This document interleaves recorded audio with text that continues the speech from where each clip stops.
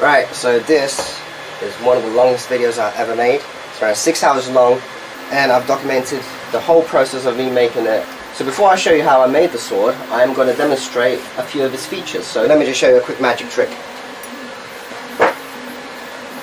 Just like that. Full strength. I've got 2 magnets on the harness side and 1 magnet on each side of the Buster sword. It goes both ways, so I could flip the sword the other way around if I wanted to cosplay Zack. The only thing that you'd have to do is adjust your harness magnets and flip them the other way around, otherwise it would repel obviously.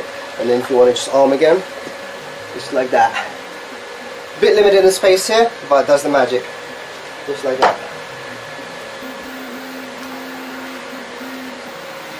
So it looks very cool. Love the magnet implementation.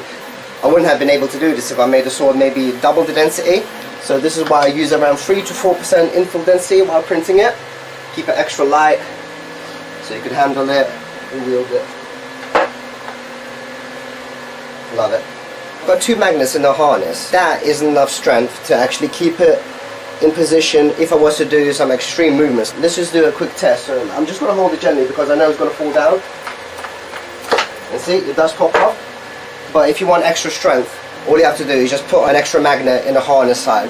So if you want to increase the strength, just add magnets.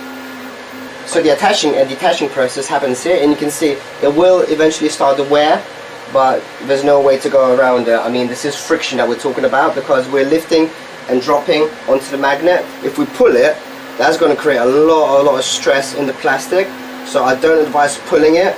Instead, pull it up. That will detach it easily. See? Just like that.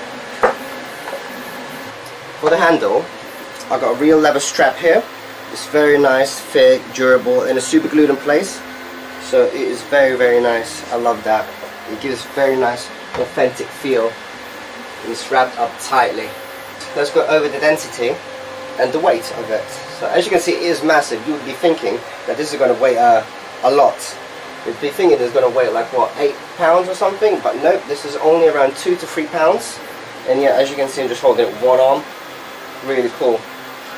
Now you'd think that it would make it really weak, but it's got a copper rod from here to around here, and then a metal drawn steel from the tip to around here. It gets so thin. Look how thin it actually gets. It's actually a very thin sword. So the actual model that I made is slightly thicker than the in-game model, because the in-game model is just way too thin, but it's only around what, a 5 to 10% increase in width. One big difference about this sword over the other Buster swords that I've seen is that I actually designed all the scratches to be engraved inside the 3D model. So I actually designed this in 3ds Max and then printed it with Prusa Slicer with the Prusa MK3S Plus. It's actually printing one of the swords right now.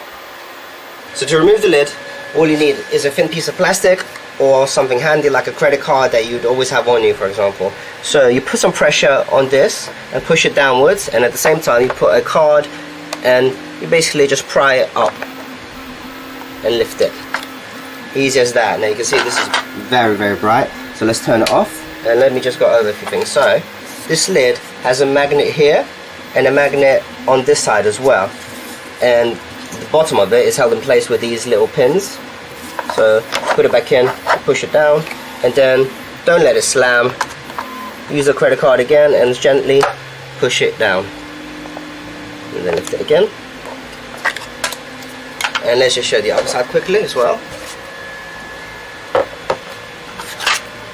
Other side is very similar.